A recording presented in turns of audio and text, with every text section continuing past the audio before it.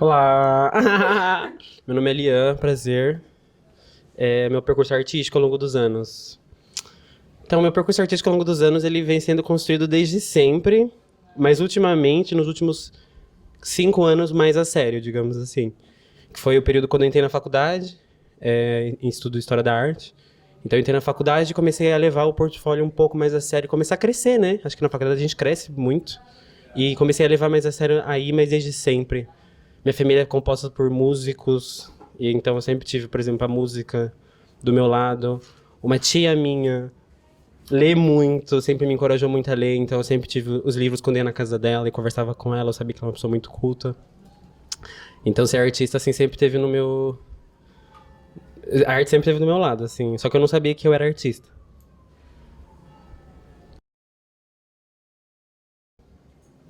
Por incrível que pareça, sendo que sinto que ser artista no Porto é muito bom.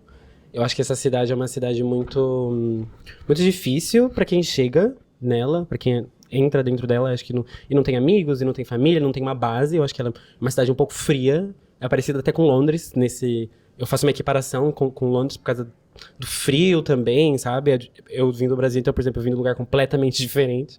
Então essa cidade parece ser muito hostil, mas eu acho que conforme você vai conhecendo as pessoas daqui, você vai vendo que na verdade o povo não tem nada a ver com o clima. Ou seja, eu sou uma pessoa que tá sempre em todo lado, assim. Então, ou seja, a minha cabeça, ela faz arte independentemente, tipo, do espaço, do lugar. Na verdade, muito espaço, lugar influencia a arte que eu faço, né? Acho que isso é muito essencial. E estando aqui no Porto, de noite, então influencia ainda mais.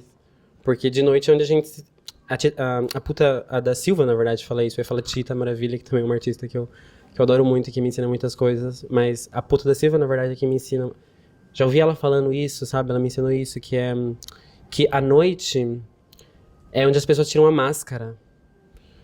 Porque tão cansadas, né? Saem à noite porque estão fartas de trabalhar, porque não querem se divertir, querem estar na vida boêmia, querem se enturmar, querem conhecer pessoas novas, querem ter outras experiências que durante o dia a gente não pode, pela própria mecânica desse mundo. Então, eu gosto de estar à noite porque é onde as pessoas estão mais disponíveis, sabe? Disponíveis pra conversar, pra tirarem essa máscara, pra serem elas, sem medo. Depende da vida da pessoa, diria eu.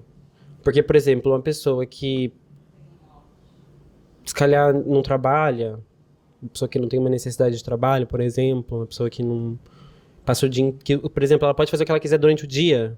Eu acho que isso é um privilégio, sabe? No mundo de hoje, você poder fazer o que você quiser durante o dia é um privilégio. Porque a gente precisa trabalhar no modelo capitalista. A gente precisa fazer renda, fazer dinheiro. E até as pessoas que têm dinheiro, elas próprias são meio forçadas a fazer dinheiro também. E elas já têm, mas elas são obrigadas porque é o mundo que elas vivem. Então não é uma questão só de classe, é uma questão de mecânica desse mundo. Mas o que eu falo que a questão de classe é essa, de que as pessoas durante o dia saem pro trabalho, tem que estar numa certa mecânica, se veste de um certo jeito, tem uma roupa de certo jeito, arruma o cabelo de certo jeito, não fale assim, se porte desse jeito. Mulher, então, esquece, pior. Tem muitas outras regras por cima. Então, ou seja, durante o dia a gente é incumbido de máscaras. Todos. Querendo ou não, somos. E à noite, normalmente, é quando a gente tá livre.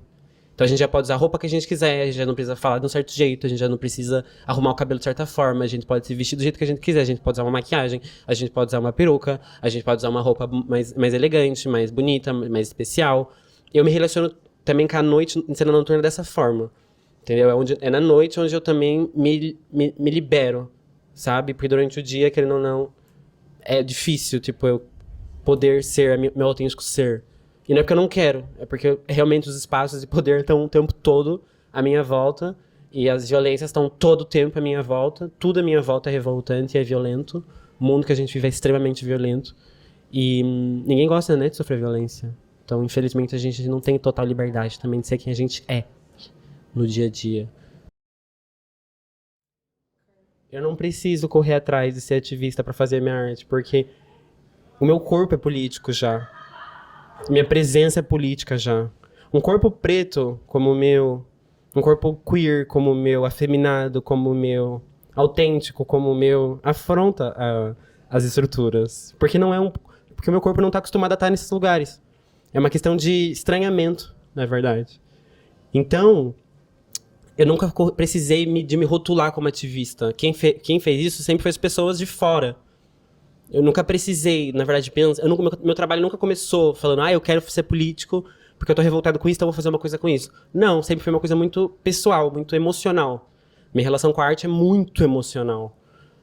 Minhas emoções, eu dependo muito da escrita, por exemplo, para regular minhas emoções. Eu dependo muito da psicologia, por exemplo, que é falar também para regular meu pensamento, minha saúde mental. Então, ou seja, eu sou uma pessoa muito ligada com o meu lado interno, com as minhas emoções. Então, a raiva foi, por exemplo, meu projeto de performance, que é a Lava, a pessoa que eu me viro à noite, né, uma referência a minhas pombagiras, etc. Enfim, é uma pesquisa muito, muito grande. Essa persona, ela é a minha arma para lutar contra as violências também. E isso não é porque eu quero, é só porque é quem eu sou. Eu me considero não binário, né? Eu sou uma pessoa não binária. Então é quem eu sou, sabe? Eu sou estranho, eu sou fluido. Eu sou vários eus. Eu não me contento só de estar de uma certa maneira, e essa maneira ainda que me ditam pra ser não é a certa. Não é que eu acho certo, porque pra mim binariedade, não... Pra mim sempre foi estranho, assim, enquanto um corpo queer, sempre foi muito estranho essa questão, sempre foi muito um trauma, né? Eu tenho um trauma muito grande com binarismos. Então a minha arte sempre foi ativista, mas porque querendo ou não é quem eu sou, é o corpo que eu tenho, é quem eu sou.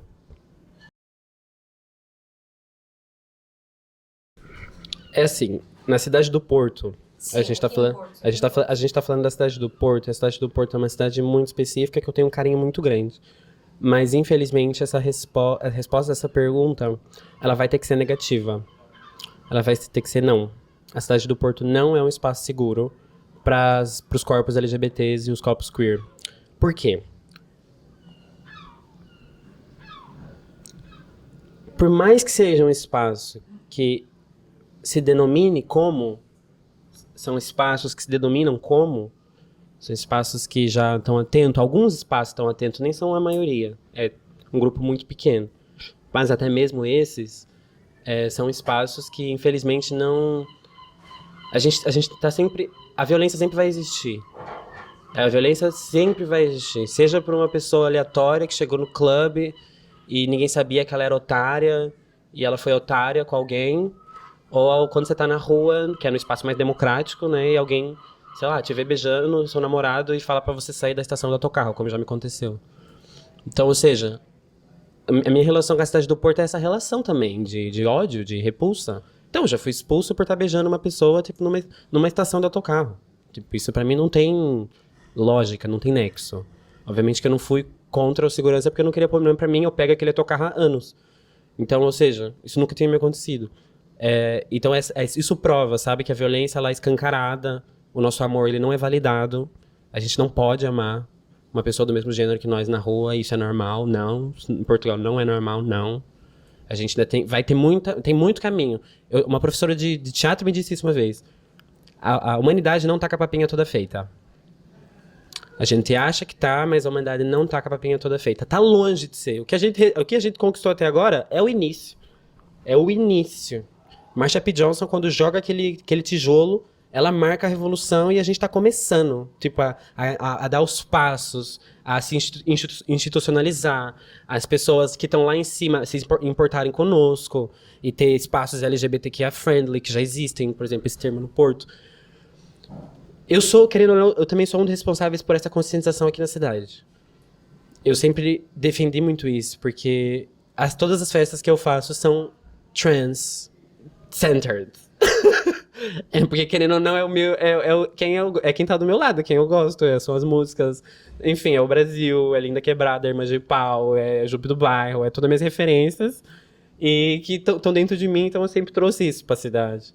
E graças a Deus eu fui acolhido, sabe? Eu fui acolhido, a cidade gostou disso, sabe? Os círculos artísticos, os outros espaços, os outros coletivos gostaram dessa iniciativa e cada vez mais estamos apoiando. Bolsas com pessoas trans já existe também. Por exemplo, tem algum projeto, uma pessoa tem que pagar um valor, e uma pessoa desse projeto tem uma bolsa trans, isso é muito bom, por exemplo, já é um início. Você tá entendendo? São pequenas, como é que chama? São minimizadores, né? A gente tá minimizando o dano. Acho isso muito importante pra nossa comunidade, que nunca teve nada. É assim, vamos por partes. Pra manter Como é que a gente mantém os espaços que já aceitam a gente, que já estão lutando pra gente, querem estar conosco nessa?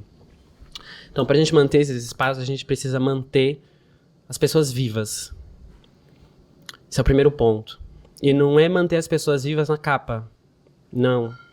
É manter as pessoas vivas nas linhas de trabalho. Então, o que eu vou falar agora é sobre trabalho. Porque manter exige trabalho. Existe pessoas capacitadas. Existe pessoas que sabem do que estão fazendo. E tem muita gente preta, imigrante, hipercapacitada, vindo pra cá e sendo escutada e sendo chutada fora. Pessoas até que nem têm nenhum diploma e estão sendo chutadas fora. É uma chutação de fora de todos os tipos de seres humanos. Então, ou seja, eu acho que para manter a gente precisa ter pessoas pretas, sim, dentro das diretorias, dentro das curadorias, dentro das exposições, dentro das festas, dentro das performances, dentro dos contextos de galeria, dentro do contexto de teatro. Tudo por dentro já tem que infectar, sabe? A cor de pele tem que escurecer. A renda tem que aumentar. As pessoas têm que abrir o seu lugar de privilégio. Para manter, é isso que é necessário. É abrir os seus lugares de privilégio e dar espaço de trabalho. Sabe? Como já tem vindo feito, mas o esforço ainda é muito pequeno. O esforço ainda é muito pequeno. A gente tem que se lembrar que de onde a gente veio para onde a gente vai é muito longo o caminho, mas de onde a gente veio é muito pior de onde a gente está. Então a gente tem que trabalhar sempre o triplo, o dobro. A gente tem que ser insaciável, tem que ser excelente o tempo todo. Que é uma coisa que, por exemplo, muitas pessoas não são obrigadas a. E têm empregos e funções e nem estão habilitadas para o fazer. Portugal é muito isso, é muita eu não sei a palavra, mas é como se fosse colocar problemas em cima de coisas que não são problemáticas. Burocracia extrema. É mais aí que eu tô falando, sabe? E é assim que a gente impede, né? Porque a gente não consegue matar mais, né? Escravidão não existe, não dá pra gente cotear. Então como é que a gente impede? A gente impede na burocracia. A gente impede, não, posso trabalhar aqui? Não, não pode. Tem essa vaga? Não tem a vaga. Você vai me dar uma chance? Não dá a chance. Quero a primeira oportunidade de trabalho. Não vou te dar a primeira oportunidade de trabalho, já quero experiência. Uma pessoa fica sem saída. A pessoa fica sem saída. E é assim que as violências são perpetuadas. Então, para manter e não ser perpetuado, a gente precisa ter essa conscientização agora e fazer. Não é só conscientizar, é fazer. Olha, eu quero falar da curadoria do João Laia. Acho que o diretor da Galeria Municipal é uma das maiores mentes, assim, querendo ou não, para essa pauta que a gente está trazendo. Ele trouxe, por exemplo, um grupo para jogar futebol nu. Ok? Tipo assim, na galeria. Um grupo de homens jogando nu. Isso para mim foi muito excitante. Foi muito curioso e foi excitante. Eu ainda nem tenho muita opinião sobre, é um gajo, é nu, não sei o que, evento maior de 18 anos, não é. Eu nem entro por essas pautas, eu entro mais pela coragem. Pela coragem de falar, não, a gente vai subverter esse mundo na arte. O espaço da arte pra mim é esse, é de subverter, é de trazer a dúvida, é de me trazer confusão, é de me fazer comichão. Eu posso ir numa peça de teatro e posso detestar a peça, mas ela me fez comichão. Então pra mim já tá valendo a pena. Porque nem tudo tem que ser de certo modo, de uma certa maneira. Então a curadoria do João Laia é uma curadoria que eu acho muito efetiva pra gente subverter a arte, começar por aí. Acho que tá fazendo um trabalho excelente. E também sinto que coletivos como Filhas do Dragão, que é da Fer e do Onio, e também agora tem a Caliente Issa e o Will. Então, ou seja, um coletivo que tá crescendo. Que mais? A curadoria do Passo Manuel também, é necessário falar sobre Maria. Maria não tem como, Maria é a maior curadora, eu acho, tipo, da cidade, sendo bem sincero, top 3 maiores curadoras da cidade, porque o trabalho que ela faz é um trabalho muito, muito, muito bom, e com uma imensa pesquisa e uma imensa vivência dentro da área, e realmente gosto pelo que faz. Então, o Passo Manuel é uma grande casa, tenho um imenso respeito por essa casa, e sinto que, por exemplo, o Bar of Soap tá fazendo um trabalho muito imenso também. Desculpa, qual? Bar of Soap. O Bar of Soap tá fazendo um trabalho imenso com drag queens há mó tempão. Eu acho isso muito lindo. Acho que precisa de mais espaços dessa arte trans, cabaré, drag, ativista. Sei lá, faltam os espaços que aceitem mais isso, sabe? E eles aceitam, por acaso, muitos projetos relacionados com isso. E que celebram o corpo que pode ser trans, mas pode, por exemplo, pode ser de uma drag queen, né? Pode ser de um homem que tá vestido de mulher, mas, por exemplo, já é um corpo dissidente.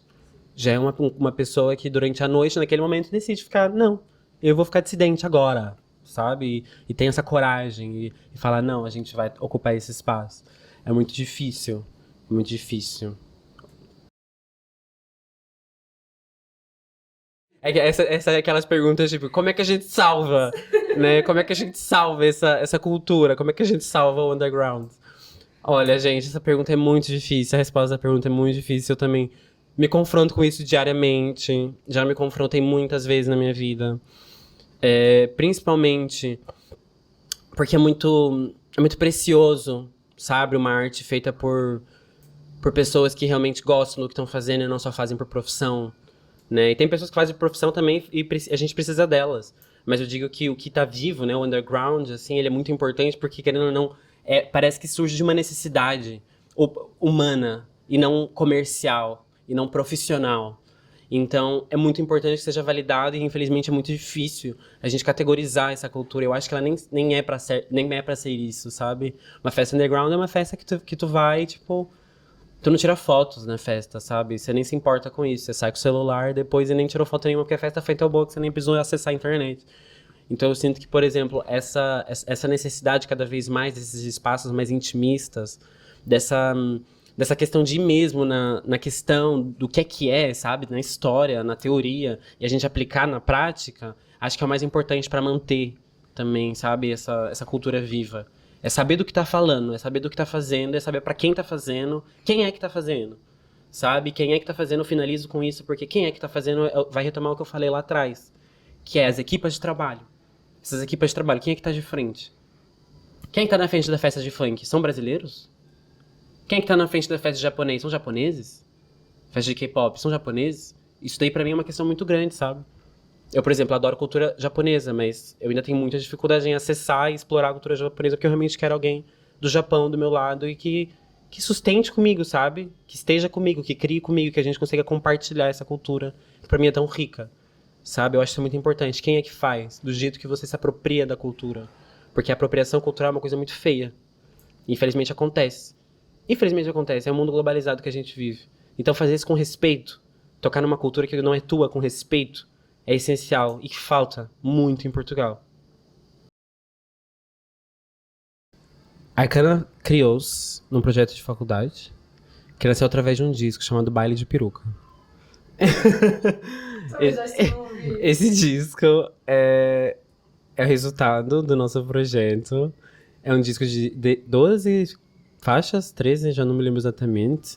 Mas é 12, 13 faixas que vão desde teatro até áudios que a gente usava e gozava no dia a dia, quando ia, tipo, pras festas, etc, e tava junto.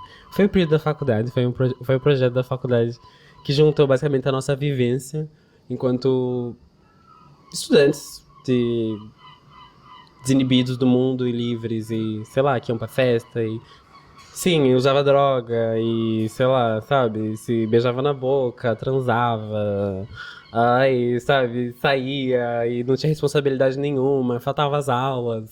Era esse o nosso mundo, gente, não tem como esconder. A gente fazia isso. E ainda continua fazendo, né? Muitas irresponsabilidades, a gente tá aí no processo. Mas a Arcana nasce dessa beleza, sabe? De poder ser livre. De poder ser livre, de poder brincar, de poder gozar, de poder estar em contato com, né, o seu lado mais simbólico, mais afetivo, né? Mais homoerótico. E esse universo sempre chamou muita atenção, então o Arcana foi criado a partir dessa junção. Era eu e mais 4 pessoas, 5 pessoas, depois o coletivo virou um coletivo e o nosso coletivo começou a agir meio que em várias áreas, fazendo festas, fazendo festivais, fazendo entrevistas também, fazendo workshops, fazendo... Nossa, tanta coisa. A gente fez tanta coisa em 3, 4 anos, sabe? Foi assim, uma loucura. Eu tive um burnout? Tive um burnout. Mas foi super necessário pra trazer tudo que a gente queria, fazer tudo do jeito que a gente queria. E foi um projeto muito lindo. E que nasceu dessa beleza, dessa construção, desse imaginário. E é o corpo imigrante, o corpo imigrante e dissidente, não é? Sou eu. Sempre foi. Eu sempre fui a cara de Arcana, sempre fui a cara, porque eu sou a voz. Eu é que canto todas as músicas, e todas elas são escritas por mim também. Então sempre foi um projeto pessoal que eu peguei todo o meu arquivo, toda a minha composição, foi misturando outras pessoas, é um disco coletivo. Tem mais de 7 pessoas no disco envolvidas. Assim, ao todo, não sei se são 7, 8, 9, sabe? É muita gente mesmo. Então, ou seja, foi um projeto que apanhou muita gente, e isso foi a revolução, sabe? Isso foi a vanguarda. Foi apanhar tudo isso e obter esse apoio, tanto de faculdades, a gente já tocou na Católica, a gente já tocou nas Belas, tanto, tipo, nas festas underground que a gente fazia. A gente fez uma em Lisboa, no Ginjal, que foi incrível. Tantas coisas que a gente viveu, sabe? E esse caminho tem sido pego por outros coletivos e tem sido uma visão, sabe? Tem sido um modelo, um molde pra onde olhar. E a gente, graças a Deus, trouxe também as listas trans aqui pro Porto. E isso fez total diferença na interseção, tipo, e a ligação da nossa própria comunidade, o aware da nossa própria comunidade, para nossas pautas de que não, as nossas manas trans merecem estar na pista. As nossas manas trans, elas devem estar na pista. Elas é quem estão aqui na música, elas que estão aqui fazendo isso acontecer, elas que estão na frente da beleza, da moda, de tudo. São nossas aliadas, são nossas amigas, são nossas protetoras, são nossas irmãs. Então é muito importante a gente estar em contato real. E a Listas Trans traz esse contato real. Com a festa, com o capitalismo, com o cenário, com tudo. É uma revolução, sim, sabe? Arcana é uma revolução, sim. Isso não vai ficar longe de livro de histórias daqui 50, 100 anos. Não tem como apagar essa história. O que a gente fez foi irrefutável na cidade. Não havia nada disso. Não havia nada disso. Havia registros. Mas pegar de uma maneira tão fresh, sabe? Ser apoiado de uma maneira tão grande pela Câmara do Porto, porque a gente fez esse projeto com o Criatório. Então, e fazer isso, e fazer com, sabe, com dinheiro, com posse, com propriedade, confiarem em mim, o fato de terem confiado em nós, fez total diferença para que isso acontecesse. E esse foi o meu sonho, e é o meu sonho, que é que a gente continue sendo apoiada, que a gente continue fazendo arte, com certeza, com verdade, com garra, porque você precisa de fazer arte, e não fazer arte para vender. Fazer arte porque você sente. Se não há mais meio de financiamento para fazer festa, porque não há. Esse é o problema, foi porque a gente parou. Tipo, não há meio de fazer festa, sabe? Tipo, por exemplo, se for ver Berlim, tá tudo fechando. Paris tá tudo fechando. Os teatros de Berlim estão fechando. Então, ou seja, não há. Essa onda de extrema-direita vindo da Europa estão trazendo mesmo dificuldades estruturais pra gente conseguir sustentar. Então não dá mais pra gente, tipo, fazer festa, sabe, no coletivo, que é a nossa maneira de existência desde o início, sempre foi. Por isso que já não faz mais sentido, entende? Porque desde o início sempre foi essa revolta, foi essa inundação, esse conjunto de corpos que se juntaram pra fazer uma revolução. Eu tenho uma frase que fecha esse pensamento, que é uma vanguarda que se estabiliza, deixa de ser vanguarda. Então, ou seja, como é que você... É isso que eu estava falando anteriormente. Como é que você consegue apoiar artistas? Abrindo seu lugar de privilégio. E o Porto, infelizmente, não abre seu lugar de privilégio. Ou não tem aberto. Tem aberto para algumas pessoas. E, eventualmente, essas pessoas fazem coisas e... Amor, honestly, tá bem difícil para todo mundo. Tipo, até pro Peter Castro e Matilde, tipo, fazem festa aqui nos Maus. Souber junto da Matilde, tipo, eu falo com ela e ela fala, amor, tipo, acredita, tá estranho. Tipo, o Porto ficou estranho. Minha opinião em relação a isso é que eu acho que sim, a cidade tem uma influência muito grande em como que a gente faz arte, como que a gente consegue fazer cultura e como que a gente consegue fazer cultura de uma maneira subversiva, que sempre foi o meu propósito, e principalmente política, porque querendo ou não, o nosso corpo é político, e onde a gente pisa, a gente é lido de uma certa forma, e isso molda todo o nosso ambiente, e querendo ou não, eu fico muito triste, assim, sabe? Fico muito decepcionado com o futuro, querendo ou não posso mentir e dizer que estou animado, porque não vejo muita animação no futuro, porque acho que, querendo ou não, A cidade se movimenta conforme as ondas de gente, conforme as mentalidades do povo, aonde o povo se locomove, o que é que tá acontecendo, qual que é a nova novidade, o que é que de novo há. É uma necessidade mecânica, automática, de produção. Vira uma produção, sabe? E quando vira essa produção, vira arte comercial, isso que eu tava falando antes. E quando vira arte comercial, aí que morre, sabe? Aí que vira, é isso que eu falo, uma vanguarda que estabiliza, deixa de ser vanguarda. Então, ou seja, se você quiser manter essa cultura, você não pode colocar ela dentro de moldes brancos ocidentais capitalistas. Quando eu falo desse aprendizado, a gente aprender a teoria, vem disso. Eu posso falar disso se quiser, eu tenho muita coisa pra falar, na verdade, porque eu sou historiador da arte, então é o que a gente pensa, né? Na área, enfim, em conversas de galeria e etc. Mas é que você tem que ser muito forte pra aguentar. Não é qualquer um que sustenta. Você tem que saber do que você tá falando. Pra você saber do que você tá falando, você tem que sofrer. Só que eu falo sofrer até de uma forma metafórica, porque você tem que passar na pele. Você tem que passar na pele. Você tem que passar pelas experiências. É só através da experiência que você consegue sobreviver, que você consegue ter casca suficiente. A Erika Hilton, por exemplo, que é a deputada mais votada do Brasil, primeira mulher trans eleita brasileira no parlamento. Ela passou na rua. Ela viveu a prostituição na rua. Então a força que pra ela é tão natural, ela teve que passar muita coisa pra lhe sair tão natural na frente de tantos homens brancos e privilegiados numa Assembleia da República. Aquilo pra ela não é que é nada, obviamente que ela se trata, ela deve ter psicóloga, ela tem um segurança que protege ela de tudo, obviamente ela é super protegida e tem que continuar assim. Mas ela não tá ilesa, né? É isso porque ela também passou na pele. E ela sustenta. Então, por exemplo, eu olho pra essas mulheres. Elas me dão a vida, elas me dão a minha nutrição. Elas me dão a minha vivência, porque tudo à minha volta é revoltante. Como eu já falei, eu não sei, acho que eu vou fazer até uma performance com esse nome. Porque tudo à minha volta é revoltante. Aconteceu agora o caso do menino José, que teve 2 dedos decepados numa escola.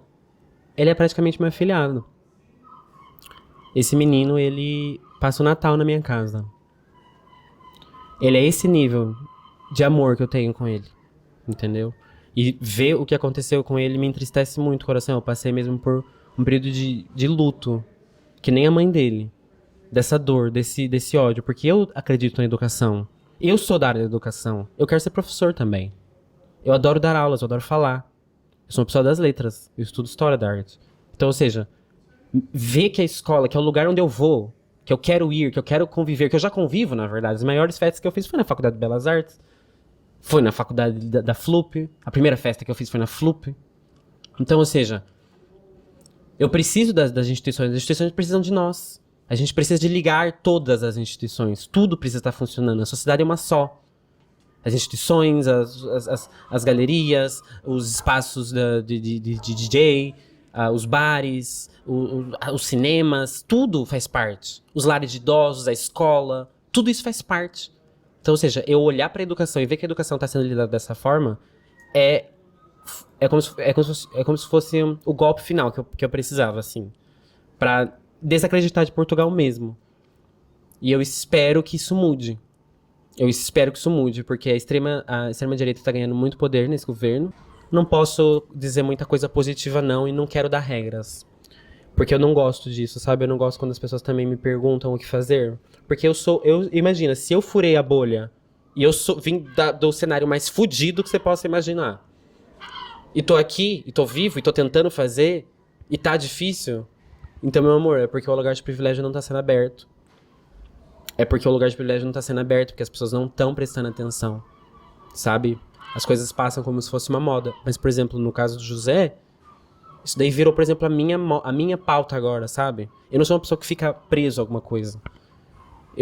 O Alia fez isso, por exemplo, ele revolucionou a arte no Porto, na cena club, não sei o quê. Sim, eu fiz. Isso faz parte da minha carreira, do meu percurso. Mas eu não foco nisso. Eu não posso focar minha vida nisso. Eu não posso focar minha luta nisso. Porque isso foi uma coisa que eu fiz só por eu existir. Isso foi a minha identidade. É o jeito que a sociedade olha pra mim. Você entende? Então, ou seja, por exemplo, agora eu tenho esse foco com o José, com a educação, que é uma coisa que eu tenho pensado muito. Então, ou seja, os focos mudam, as coisas mudam. A cada vez mais, desculpa falar assim, merda. Coisas piores.